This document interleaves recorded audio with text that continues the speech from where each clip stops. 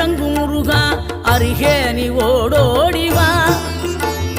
மூவிரண்டு முகம் ஜொலிக்க ஆறிரண்டு கரங்களுடன் ஆதரவு தர ஓடிவா.